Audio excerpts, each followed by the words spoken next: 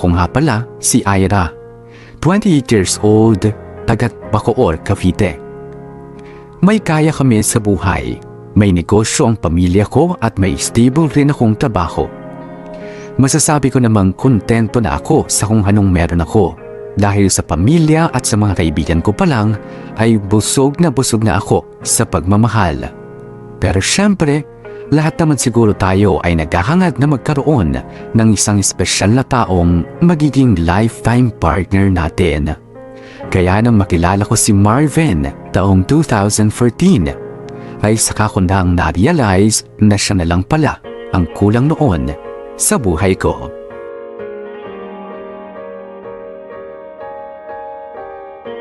Uy guys, thank you talaga sa time ah. Alam ko naman na mga pagod na kayo pero nagawa niyo pa rin sumama sa hangout natin ngayong gabi. Siyempre naman girl. Tsaka ngayon na nga lang tayo nagkaroon ng bonding oh. True, paano to si Ira naging busy na to nakaraang linggo? Mukhang lumalove life na. Oo nga, pansin ko rin eh. Ay girl, ano na palang balita sa inyo ni Marvin? Sinagot mo na ba? Kayo na ba? Ay. Mga sira kayo, hindi no? Magkaibigan na kami ni Marvin. Weh, hindi nga. Meron ba magkaibigan na araw-gabi magka-text, tapos laging hatid sundo, nagde-date? Naku, Ira, huwag kami ni Hazel. Kabisado na namin yung mga ganyang galawan. Ikaw talaga, Lance. Napaka-malisyoso mo. Hindi ba pwedeng super close lang talaga kami ni Marvin? Hindi niya naman ako nililigawan eh. Sus, baka ikaw na lang ang hindi nakakaalam na nililigawan ka na pala niya. True, hindi pa ba obvious? Ito kasi si Ira napakapakipot eh. Saka paano kaya ako naliligo talaga pala si Marvin? Ano, sasagutin mo na? May pag-asa ba? Naku, huwag ka na mag-isip girl. Alam na namin ni Lance na bet mo rin si Marvin no? Siyempre, titignan ko pa, no? Ano yun, ura-urada? Once na nanligaw siya, sagot agad? Hindi po pwedeng mas kilalanin muna namin yung isa't isa? Ay, Diyos ko te, hindi na yung uso ngayon. Bakit hindi nyo ba makikilala yung isa't isa pag naging kayo na? Mga baklang tunga? Siyempre, iba naman yun, no? Gusto ko kasi bago ko sagutin ng isang lalaki, makilala ko muna yung totoong ugali niya. Mas okay kaya yung ganun. Mas makakatulong yun para magkaroon ng matibay na pundasyon yung isang relasyon. Di ba kinikilala mo naman ngayon si Marvin? So, ibig sabihin, may balak siyang juwain si Marvin. As simple as that. Naku, umami ka na kasi, te. Oo nga, bibigay ka rin naman eh. True. Ay nako, ayun na naman silang dalawa. Pinagtutulungan na naman ako. Speaking of, tumatawag si Marvin. Kinikilig ako. Hala, yan na. Sagutin mo na, girl. Oo na, eto na. Sasagutin ko na. Huwag kayong magulo. Huwag niyo akong aasarin pagkausap ko na siya. Oo, sige na, go. Hello, Marvin. Ay! Sorry, na-carried away. Marvin. Oo, nandito ako sa resto bar sa may Makati Ave. Oo, sige. Okay lang naman. Nasaan ka ba banda? Okay, sige, magkita tayo. Oh my God, magkikita sila. Ano yun, magdi-date kayo? Okay, sige, bye. Sigurado ka bang hindi ako nakakaabala sa'yo? Baka kasi may iba kang lakad ngayong gabi. Hindi naman. Sinalan sa Hazel lang din yung kasama ko kanina. Pauwi na rin sila ngayon. Alam mo na, mga pagod din kasi sa trabaho. May pasok kasi sila pag Sabado eh. Buti hindi ka pa inaantok. Anong oras na rin, oh? Alam mo namang malakas ako sa puyatan, di ba? O siya, ano nga pala yung sasabihin mo? Di ba sabi mo sa tawag kanina may sasabihin ka sa akin kaya ka nakipagkita? Oo nga pala, no. Sorry. Wait lang, medyo kinakabahan ako eh. Ha? Bakit naman? Tungkol ba kasi saan yung sasabihin mo? Actually, tungkol sa atin. Sa ating dalawa? Oo may gusto lang din kasi ako sanang linawin. Ira, halata mo naman na siguro, di ba? Itong mga ginagawa natin, may patutunguhan ba to? May pag-asa ba ako sa'yo? Bakit parang natatawa ka? Ay, hindi naman sa tinatawanan ko yung mga sinasabi mo.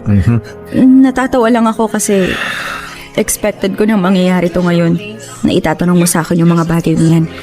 So, kung expected mo na, ibig sabihin ba niyan makaka-expect na rin ako ng sagot sa mga tanong ko? Pwede. Okay, sige. Huwag na nating pahabain to. Alam naman na nating dalawa kung anong patutunguhan nito, di ba? Kaya, oo Marvin, may pag-asa kang maging boyfriend ko. So ibig sabihin gusto mo rin ako? Ganun? Kaya nga may pag-asa ka na, di ba? Syempre naman. Gusto kita, Marvin. As in, gusto kitang maging boyfriend. Seryoso ka ba talaga? Parang nagjo-joke ka lang ha, walang bawian yan. Oo nga, mukha bang hindi? Wait, so ano to? Paano, tuloy pa rin ba yung panliligaw ko sa'yo? Sinasagot mo na ako. Sorry, medyo, hindi lang din kasi ako makapaniwala alam mo yun. So, Pwedeng sinasagot na rin kita. Ilang buwan na rin naman tayong ganito eh. Tsaka nararamdaman ko naman na totoo ka at sincere ka sa akin, kaya bakit ko pa patatagalin, di ba? yun! Kami na! Woo! Uy, Marvin! Hindi lang tayo ang tao dito sa restaurant. Ano ka ba? Pasensya ka na eh. Sobrang saya ko lang kasi. Ang tagal ko na kayang hinihintay ito. Ira, salamat ah. Makakaasa ka sa akin. Gagawin ko ang lahat para mapasaya ka lagi. Para maging mabuting boyfriend ako sa'yo. Hindi ka magsisisi sa akin. Pangako ko yan. Mahal na mahal kita, Ira.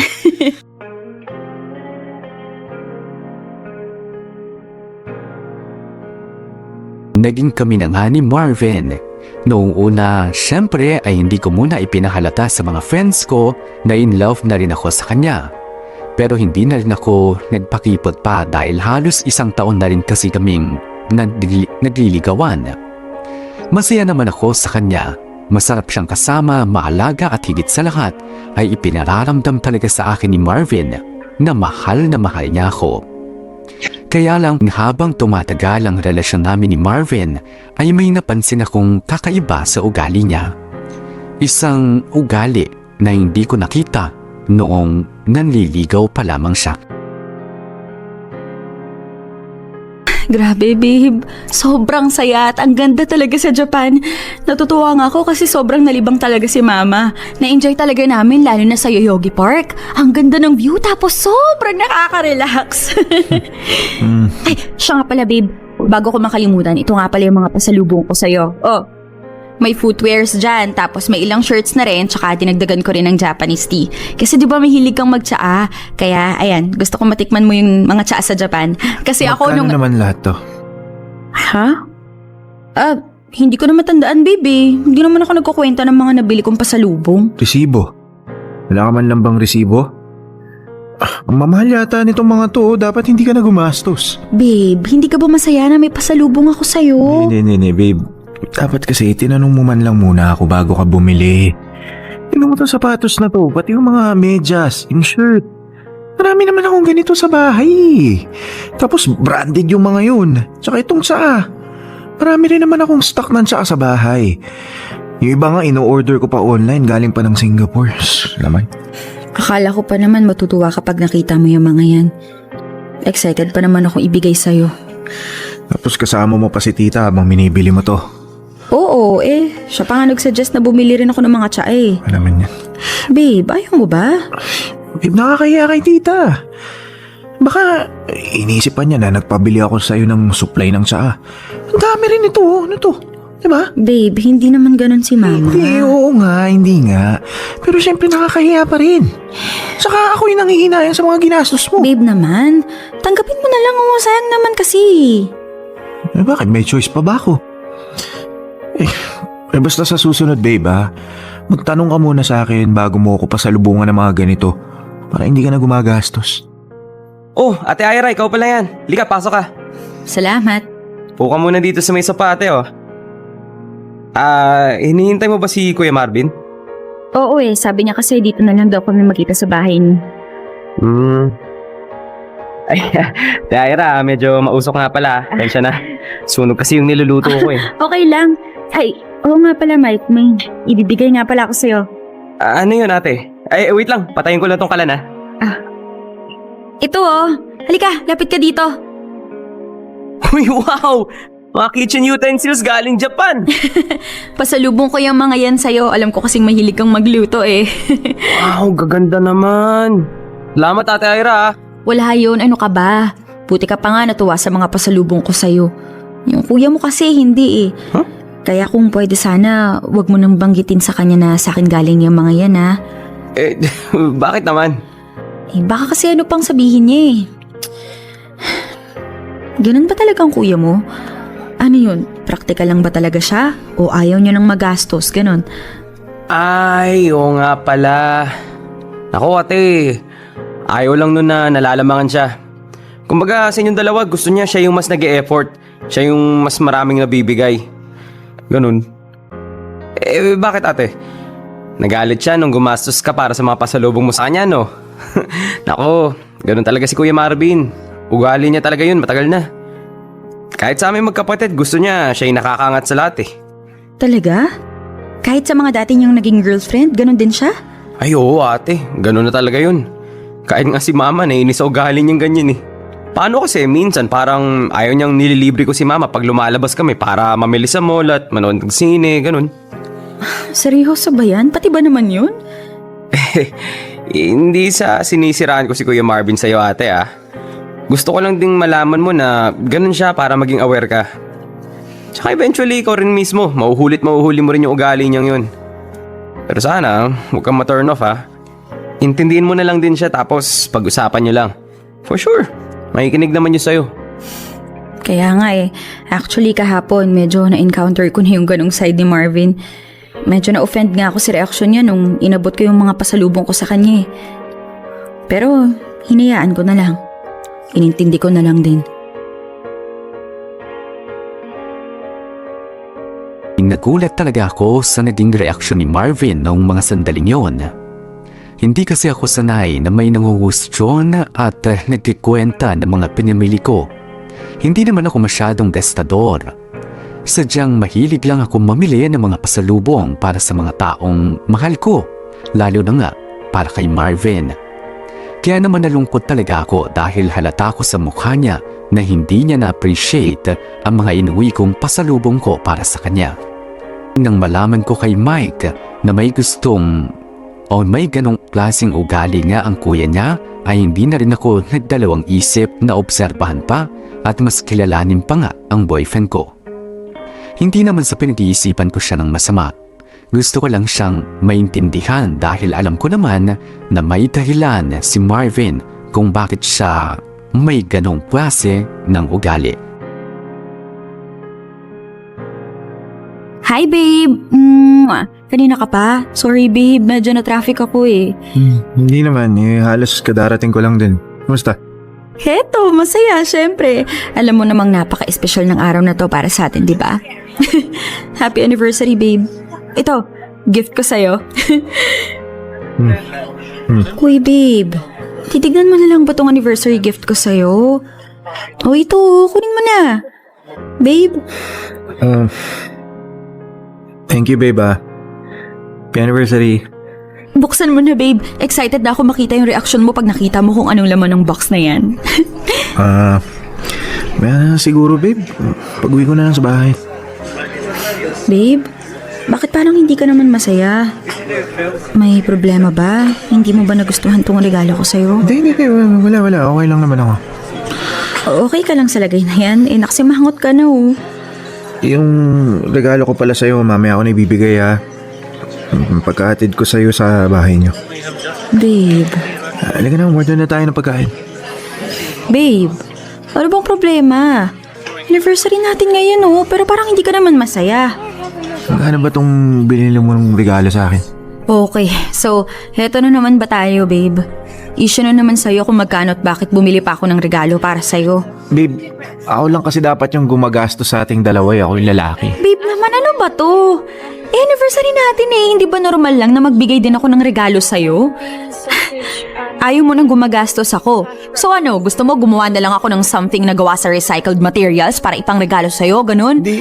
Babe, ayoko lang nang ginagastusan mo ko. Tsaka, ayos lang naman sa akin kahit hindi mo na ako regaluhan eh. Hindi ka na dapat nagabal. Okay, fine. So ano, gusto mong bawiin ko na lang yung regalo ko sa'yo? Di, kaya mo na. Basta babe, sa susunod, pag may mga ganitong celebration, huwag na ako regaluhan. Ako na lang. Dapat gumagastos sa relasyon natin. Order na ako ng pagkain. Hindi na natin pag-usapan to yung masira yung anniversary date natin. Okay.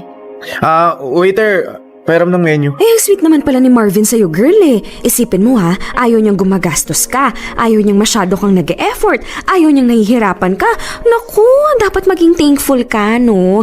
Yung ibang babae nga dyan, sila pa gumagastos para sa boyfriend nila eh. Sila pa yung nag-e-effort. Eh, ikaw, ayan na. Biniyayaan ka na ng isang lalaking prinsesa ang turing sa'yo. Uy, kinikilig naman ako sa inyo. Ano ba yan? Talaga lang nakakakilig ba yun para sa'yo? Sa akin kasi hindi Ha? Eh, bakit naman? Ayaw mo ba nun? Hazel, girlfriend niya ako.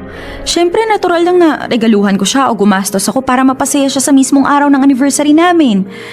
Hindi ko kasi maintindihan kung bakit laging issue sa kanya yung mga ganong bagay. Girl, hindi naman siguro as in issue sa kanya yung mga ganun. Hindi lang talaga siguro siya sanay na ginagastosan siya ng babae. Eh, hindi naman sobra-sobra yung binibigay ko sa kanya. Gusto ko lang naman siyang bigyan ng remembrance para sa first anniversary namin. Para naman kahit papano ay may isang material na bagay na magpapaalala sa kanya na isang taon na ang relasyon namin. Anong masama ron? And-explain mo na ba sa kanya Ay yan? naku, kung ikaw ang nasa posisyon ko, ewan ko na lang kung makakapagpaliwanag ka pa. Mukhang hindi naman siya makikinig eh. Eh, kausapin mo na lang kasi ng maayos. Sabihin mo sa kanya, ayaw mo ng ganong setup.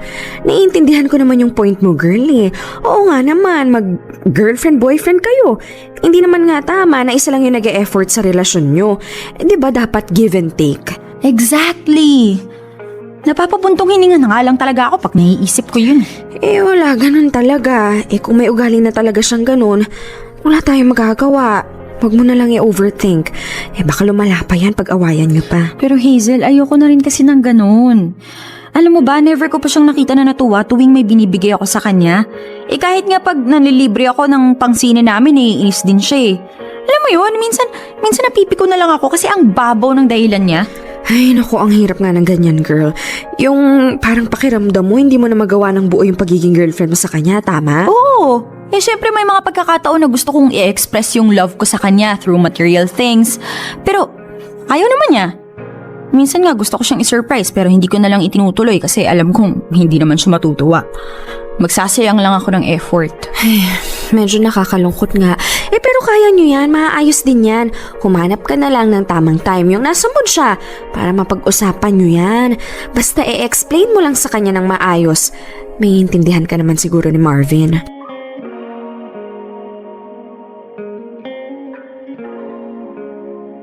Naging ganoon na nga ang takbo ng relasyon naming dalawa ni Marvin.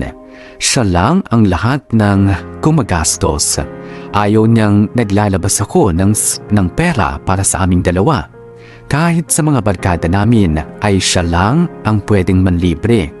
Parang gusto niya ay siya lang ang bida at doon ako pinaka naiinis. Hindi ko kasi matanggap yung rason niya na porket siya yung lalaki ay siya lang dapat ang mas nagbibigay. Paano naman kasi ako, hindi ba? Paano kung choice ko bilang isang girlfriend niya ang bilan na siya ng material na bagay kahit papaano? Kung yun naman ang isa sa mga paraan para may express ko ang pagmamahal ko sa kanya. At isa pa, dalawa kaming nasa relasyon, kaya tama lang naman siguro na kaming dalawa rin ang nagbibigayan at nag-e-effort. Napapabuntong hininga na lamang ako sa tuwing mangyayari sa amin ang ganoong sitwasyon. Ayoko kasi ng pakiramdam na parang limitado na ang lahat ng pwede kong gawin bilang isang girlfriend ni Marvin. Lumipas pa ang ilang taon at ikinasal na nga kami ni Marvin. Kahit naman nagkakaroon kami ng mga hindi pagkakaintindihan, ay alam kong mahal namin ang isa't isa. Masaya pa rin naman ako sa piling niya. Pero hindi pa rin talaga binago ni Marvin ang ugaling hindi ko nagustuhan sa kanya noon pa. Dahil kahit ngayong mag-asawa na nga kami, ay parang mas lalo lang siyang lumala. Bukod kasi sa gusto niya na siya lang ang gumagastos sa lahat, ay gusto niya ay siya lang rin ang may source of income sa aming dalawa. At lahat ng perang meron ako ay dapat ay galing din sa kanya.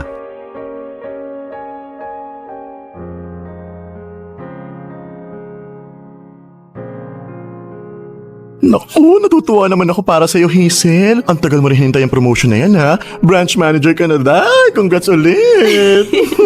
Thank you, Day. Alam mo naman, grabe ilang overtime din yung isinakripisyo ko para sa promotion na yun, no? Oo, sana ako rin. Gusto ko na rin ma-promote, no? Naku, ititreat ko talaga kayo pag nagkataon. Eh, di ba ongoing na rin naman yung promotion mo? Oo, pero hindi pa kasi sure, kaya ayoko muna mag-assume. Hirap na, no?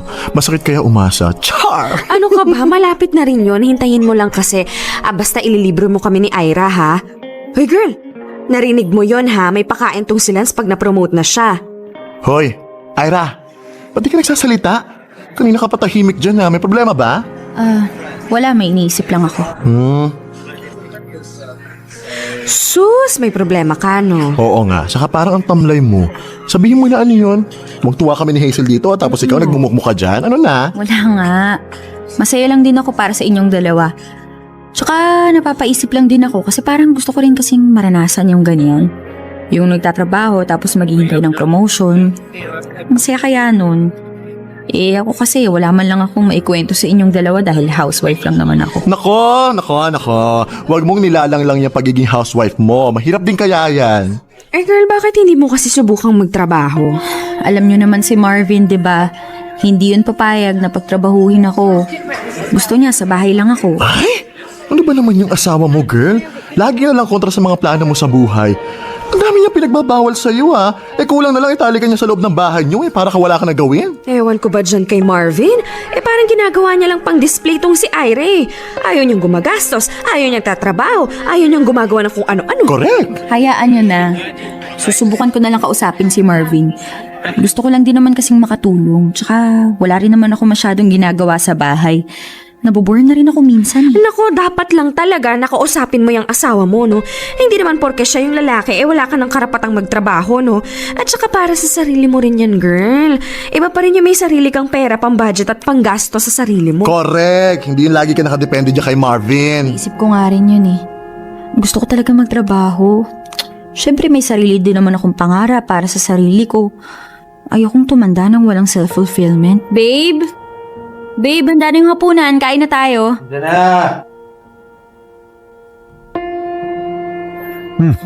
Ang sarap ng ulam ah. Uy, burrito ko to. Adobong manok. Upo ka na, babe. Kain na tayo. Yun. Na ako.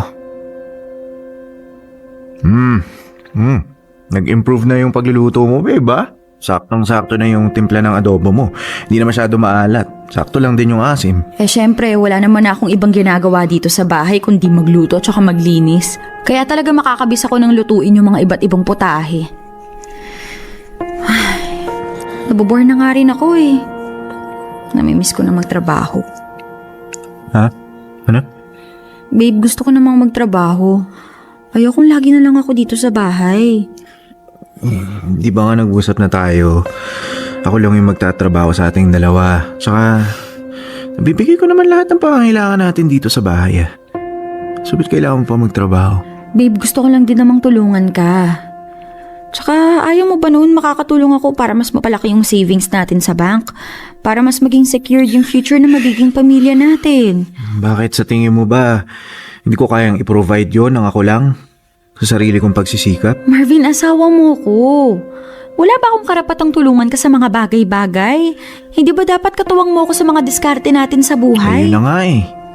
Asawa kita, kaya cargo kita. Ano na lang sasabihin sa akin ng mga magulang mo pag pinayaga kita magtrabaho? Anong iisipin sa akin ng mga kaibigan natin na hindi kita kayang buhayin? Na hindi kita naaalagaan na maayos, ganon? Yan pa talagang iniisip mo? Uunahin mo pa talaga yung sasabihin at iisipin ng iba sa'yo kesa sa kapakanan ko? Ang gulo mo naman, Marvin. Akala ko ba para sa akin yung mga ginagawa mo? Yun pala para sa'yo lang. Kasi ayaw mong pumangit yung tingin sa'yo ng iba bilang asawa ko. Ay naku, hindi mo ako naiintindihan. Hindi mo ako pinapakinggan eh. Hindi lang naman to para sa ating dalawa. Hindi pa pwedeng bigyan mo naman ako ng pagkakataon para may mapatunayan sa sarili ko? Uy, para ano? Para malaman ng iba na may pagkukulang ako sa'yo. Na kaya mo naman pala kahit wala ako, ganun. Marvin, pwede ba? Huwag mo nga pairalin yung kakitira ng utak mo. Intindihin mo naman yung point ko. Hayaan mo naman akong tumulong. Gusto kong maramdaman yung pagiging asawa ko sa'yo. Hindi yung parang asawa mo lang ako sa papel. Hindi porke dala-dala ko na yung apelyido mo, hindi na ako pwedeng magdesisyon para sa sarili ko. Basta pag sinabi kong hindi ka magtatrabaho, ayoko na kumain, wala na ako nagganang bala. Marvin! Marvin, ano ba? Kinakausap pa kita! Sa totoo lang ay may mga pagkakataong nauubusan na talaga ako ng pasensya at panghunawa sa asawa kong si Marvin. Ang unfair lang kasi para sa akin. Parang sinabi niya na rin na bawal akong tumayo sa sarili kong mga paa. At sa puntong ito ay pakiramdam ko ay para akong nakakulong sa isang hawla. At makakalaya lang ako pag gugustuhin na ni Marvin. Napakahirap ng sitwasyon na kinaroroonan ko dahil habang tumatagal kasi ay lalo siyang nagiging control freak pagdating sa akin. Kaya naman nasasakal na talaga ako. Ang masaklap pa doon ay ipinapamukha rin sa akin ni Marvin na wala akong karapatang magreklamo. Nakaka-stress dahil araw-araw ay bumibigat ang kalooban ko sa tuwing pinagtatalunan namin ang bagay na yun. Hanggang sa dumating na nga ako sa point kung kailan ay sinikap kong panindigan na ang desisyon ko. At yun ay ang pagtatayo namin ng negosyo. Hindi naman sa nakukulangan ako sa ibinibigay sa akin ng asawa kong si Marvin, pero syempre hindi rin naman kasi magandang nakadepende na lamang ako sa asawa ko buong buhay ko. Iba pa rin ang may sarili akong pera. Hindi lang dahil umiiwas ako sa panunumbat ni Marvin, kundi gusto ko rin naman talagang makatulong sa kanya bilang asawa. O Ira, ito na yung mga dokumento natin para sa pag-put up ng pinaplano nating business. Naihanda ko na lahat. Kailangan na lang natin iparegister yung partnership natin. Then afterwards, mga business and government permits na lang yung kukunin. Tsaka tayo makakapag-start ng operations. Grabe ate, super excited na talaga ako. Sana talaga maging successful tong negosyong itatayo natin. Ano ka ba naman? Tamang diskarte at pagpupursige lang ang kailangan natin para magtuloy-tuloy na to. Huwag kang mag-alala, katulong mo naman ako eh. Salamat talaga ate ha. Promise, babawi rin ako sa'yo pag naging okay na talaga tong business natin. Oo nga pala, magpapatulong pala ako sa yung mag-hire ng mga tao. Kasi syempre, di ba, industrial cleaning services yung i-render natin. Kaya obviously, kailangan natin ng manpower para sa operations. Sige ate, ako na doon. Walang problema. Ako nang bahalang maghanap ng mga kliyente. Marami naman akong connections eh. Kaya nga ate. Ay, sa wakas may iba na rin ako mapagkakaabalahan. Oh, Tilaika, dito ka pala. Hi Marvin! Ano pinag-uusapan niyo? Oh, articles of partnership, mukhang magpuput up kayo ng business ah. Oo babe. Hinahanda na kasi namin yung mga papeles na kakailanganin para sa business registration. Anong klaseng negosyo yan? Di ba kayo mahihirapan dyan? Di madaling magpatakbo ng negosyo sa panahon ngayon. Services lang naman to. Wala namang inventories or product. Kaya hindi naman kailangan gumastos ng malaki sa kapital. Mga equipment lang naman na kailangan naming i-invest. Kahit na. Siyempre, kailangan nyo pa rin gastosan yung monthly rental na magiging opisina niyan. Tsaka, kung services yan, malamang marami kayong kukuning tao. Magastos din ang manpower niyan. Kasi, siyempre, kailangan nyo ring mag-remit ng benefits para sa kanila. Babe, alam naman namin yun ni ate. May budget plan naman kaming susundan, kaya ready naman kami para sa expenses kung sakali. Kaya wala, ewan ko. Kasi may kaibigan din ako nagtayo ng ganyang business. Hindi naman nag-work. Nalugi din. Sayang lang din yung mga perang nagamit niya sa pag-invest. Lalo na yung mga ganyang cleaning services. Ha? Marami pang ganyan ngayon eh. Mag-search ka lang sa internet, napaka-competitive na ng market niyan. May hirapan kayo makipagkompetensya for sure. Babe, huwag mo namang pangunahan. Kayo bahala. Alis na muna ako. May lakad ako eh. Buka muna kayo dyan. Uy, Ira. Huwag ka nang sumimangot dyan. Huwag mo nang isipin yung mga sinabi kanina ni Marvin. Basta itutuloy natin tong business na to magtutulungan tayo dito. Oo naman ate.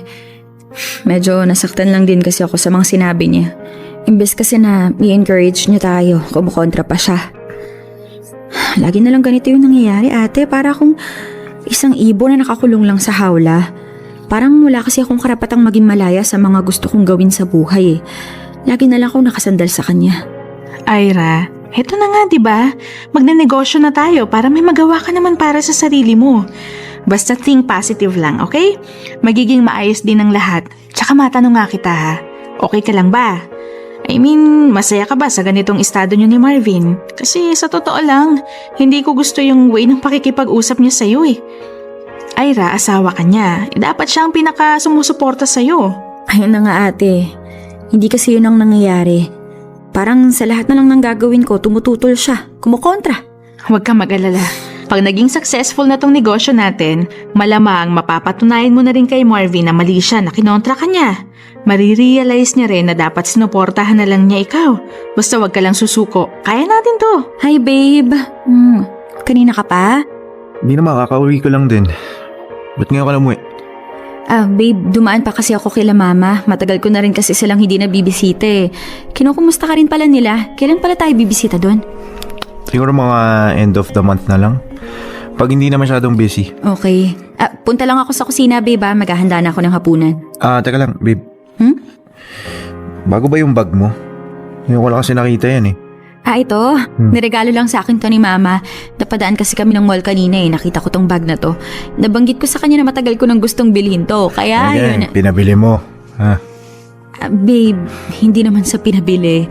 Naisipan lang ni mama na iregalo na lang sa akin kasi nga matagal ko na rin gusto. Kung matagal mo na palang gusto, bakit hindi mo sinabi sa akin para ako na lang yung bumili? Babe, masyado kasing mahal. Uy na naman. Ano kung mahal? So pinalalabas mo kina mama na hindi kita kayang bilan ng mamahaling bag.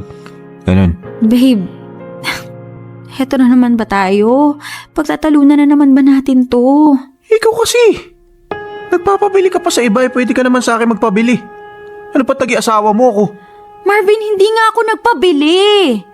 Si mama lang yung nagkusa na bilhin to para sa akin. Ay, nang una pa lang sinabi ko na sa'yo. Diba? Ayokong tumatanggap ka ng regalo sa iba. Sa akin lang dapat, sa akin lang. Hirap pang intindihin yun. Kaya ko namang ibigay sa'yo yun eh. Kung ayaw mong pagtalunan natin to, pues sundin mo yung gusto ko. Tapos! Sobrang nakakapuno na talaga si Marvin. Una ay tutuloy siya sa pagtatayo namin ng negosyo ng kapatid kong si Ate Laika. Imbis na suportahan niya ako ay siya pa mismo ang nag-discourage sa akin. Mahilig niyang pangunahan ang mga desisyon na ginagawa ko. Hindi niya iniisip na para sa aming dalawa rin naman yun.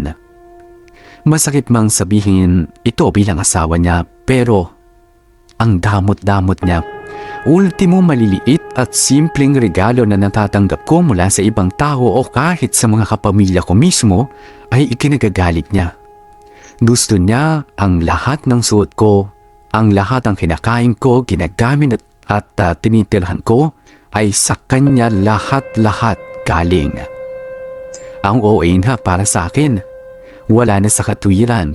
Lumipas ang ilang buwan at lalo pang nadagdagan ang konsumisyon ko sa asawa kong si Marvin. Madalas na kasi siyang ginagabi ng uwi. Minsan pa nga ay madaling araw na. Trabaho ang idinadahilan niya sa akin. Kesyo marami na raw kasi ang ginagawa niya noong mga panahong yun, kaya napapadalas na ang pag-overtime niya. Noong una ay hinahayaan ko lang siya. Pero nang tumagal na, ay iba na ang naging kutob ko sa ginagawa ni Marvin. Pakiramdam ko ay may tinatago siya sa akin. At napapansin ko rin na parang lagi siyang may tinatawagan o ka-text na hindi ko naman kakilala.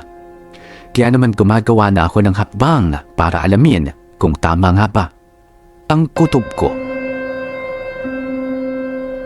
Hello, Telaika?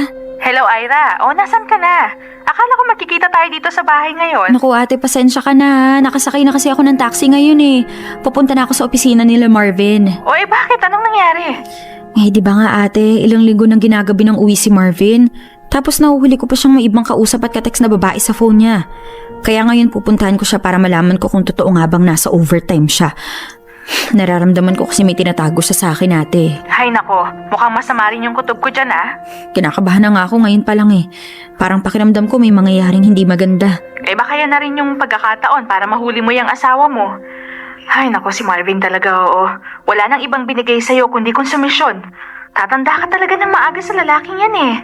Teka, sinong kasama mo? Ikaw lang ba mag-isa? Oo ate, ako lang. Hindi ka man lang nagpasama kahit isa man lang sa mga kaibigan mo? O kaya bakit hindi mo man lang ako sinabihan? Wag na ate, ayoko na makaabala sa'yo.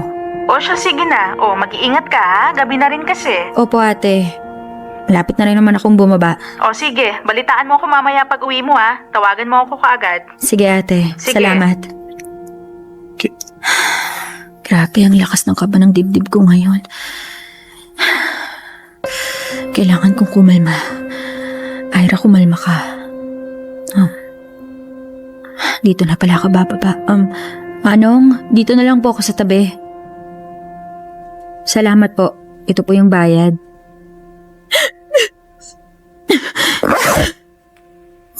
Oh, babe. Ano ginagawa mo? Bakit ka nag-iimpake? So, umiyak. Gusto mong malaman ha? Pinuntahan kita sa opisina ninyo kanina. Nahuli ko lang naman kayo ng babae mo na naghahalikan sa loob ng kotse mo sa may parking lot. Overtime pala ha? Kaya lagi ka nang inuuwi dahil may iba ka na palang tinatrabaho. Hindi ko alam yung pinagsasabi mo. Lea, di ba? Lea yung pangalan ng babae mo, di ba? Ay, ano ba? Wala akong kilalang Leia. Sinungaling!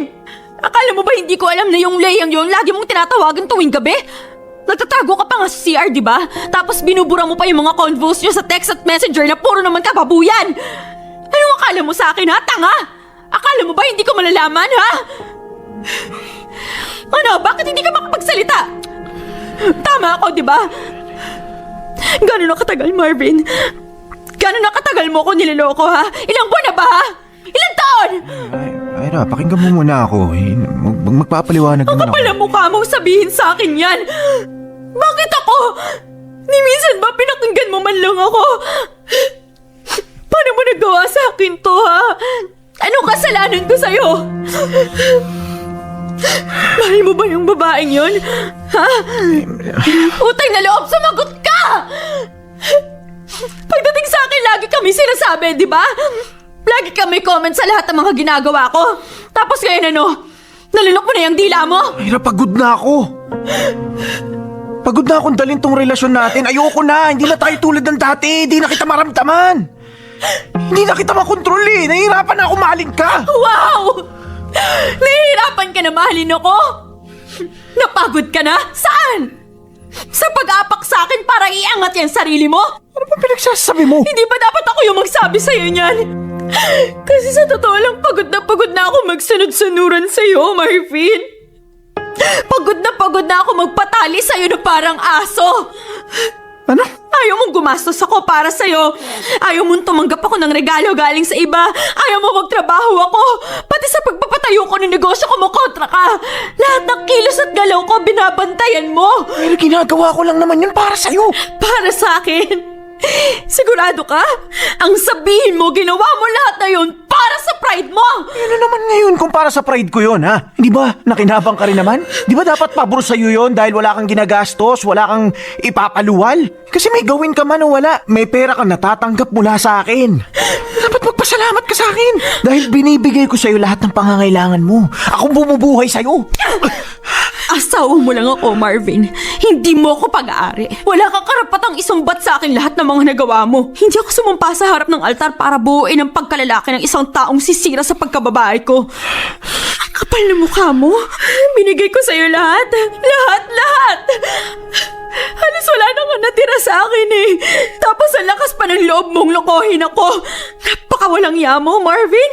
Napakawalang yamo. Napakasama Ba, mo. Wala tama na. kang kwenta. Tama na, ano ba? Pinagsisisihan ko, minahal kita. Tama na, alam mo, umalis ka na lang kung gusto mo umalis. Talagang aalis ako. Akala mo magpapapigil ako sa'yo. Itong tatandaan mo, Marvin, okay na rin sa akin naranasan kong magpakababa para sa'yo. Kasi hindi naman ibig sabihin no nalamangan mo na ako eh. At least ngayon, nakita ko na kung gaano kalalim ang kababagsakan mo. Panonoorin na lang kita pag nasa itaas na ako. Hindi na ako magmamahal pa ng katulad mo. Sobrang sakit. Para akong inapak-apakan at dinurog ng maraming beses dahil sa ginawa sa akin yon ng asawa kong si Marvin. Hindi ko matanggap na nagawa niya pa akong lokohin sa kabila ng lahat ng pagmamahal at pagbibigay sa kanya. Parang ninakaw sa akin ni Marvin ang ilang taon ng buhay ko. At doon ko na-realize na hindi lahat ng taong nagbibigay sa iyo ng halaga ay totoong minamahal ka ng buo. Dahil yung iba ay para bang nagpapabarya lang. Uubusin ka hanggang sa wala ka ng may panukling pagmamahal, pati sa sarili mo. Ngayon ay walang-wala na ako. May joint account kami ni Marvin sa bangko pero wala akong balak na pakialaman pa yon. Tapos na ako sa kanya at wala nang matinong dahilan pa para balikan ko siya. Ngayon ay kasama ko ang pamilya at ang mga kaibigan kong walang sawang sumusuporta sa akin. Kasalukuyan na rin akong naghahanap ng trabaho ulit habang ipinagpapatuloy namin ang kapatid kong si Ate Laika ang negosyong nasimulan namin noon. At kahit wala pa akong may ambag kay Ate Laika ay ayos lang naman sa kanya. Ang mahalaga raw ay nagsisikap akong unti-unting buuin ang sarili ko. Kaya naman sobrang nagpapasalamat ako dahil nandyan ang pamilya at ang mga tunay na kaibigan ko. Na kahit kailan ay hindi ipinaramdam sa akin na pabigat ako sa kanila.